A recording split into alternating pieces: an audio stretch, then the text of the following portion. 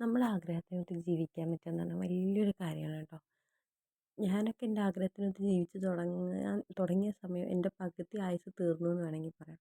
ഇതൊക്കെ എൻ്റെ വർക്കിൻ്റെ ഭാഗമായിട്ട് നടക്കുന്ന ഷൂട്ടുകളാട്ടോ. കാര്യം ഇതുപോലെയൊക്കെ ഞാനൊരിക്കൽ ആഗ്രഹിച്ചിരുന്നു എനിക്കിതുപോലെയൊക്കെ ചെയ്യുന്നു. പക്ഷെ അന്നൊന്നും നമുക്ക് ചെയ്യാനോ അല്ലെങ്കിൽ അങ്ങനത്തെ ഒരു കോണ്ടാക്ട്സ് ഒന്നും ഇല്ലാത്തതുകൊണ്ട് എനിക്കതിനൊന്നും പറ്റിയില്ല.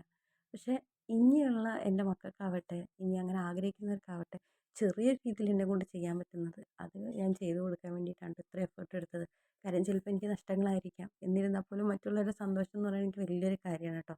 എൻ്റെ അച്ഛനും അമ്മയ്ക്കും ഞാൻ നടത്തുമ്പോൾ ഈ ഷൂട്ടും കാര്യങ്ങൾക്കൊക്കെ കാണാൻ പറ്റുള്ളൂ. അച്ഛൻ അങ്ങോട്ട് വന്നില്ല. പക്ഷെ അമ്മേനെ ഞാൻ കൊണ്ടുപോയിട്ടോ. അവിടെ നടക്കുന്നത് എന്താണെന്ന് കാണാനും പിന്നെ വരിക്കാശ്ശേരി മന ഇത്ര അടുത്തായിട്ട് പോലും വല്ലപ്പോഴും ഞങ്ങൾ അവിടെ പോയി കാണാൻ ഇരിക്കുകയൊന്നും ചെയ്യില്ല. അതുകൊണ്ട് അമ്മേനെയും അപ്പുറത്തെ വീട്ടിലെ കുട്ടികളെയൊക്കെ ഞാൻ കൊണ്ടുവരുന്നു കേട്ടോ. പിന്നെ എൻ്റെ ഫോട്ടോഗ്രാഫർ പുള്ളിക്കാരനാണെന്ന് പറഞ്ഞാൽ പലരും വരില്ല എന്ന് പറഞ്ഞു. അവരെയൊക്കെ ഞാനങ്ങ് ഒഴിവാക്കി. ഞാൻ എന്നിട്ട് ഇങ്ങേരെ വിളിച്ചുകൊണ്ട് ഇങ്ങ് പോന്നു. കാര്യം ഞാനും ചേട്ടനും തമ്മിൽ ഒരുപാട് അഭിപ്രായ വ്യത്യാസങ്ങളുണ്ട്. അങ്ങും ഇങ്ങുമൊക്കെ പറയുമെങ്കിലും പക്ഷെ ഞാൻ വിളിച്ചാൽ ചേട്ടൻ വിളിച്ചാൽ ഞാനും പോകും ട്ടോ.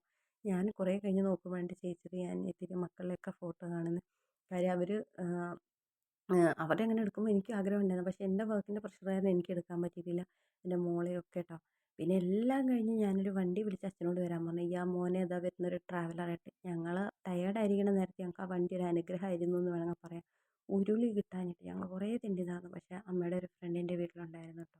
പാട്ടും ബഹളമായിട്ട് നല്ലൊരു ദിവസം അതും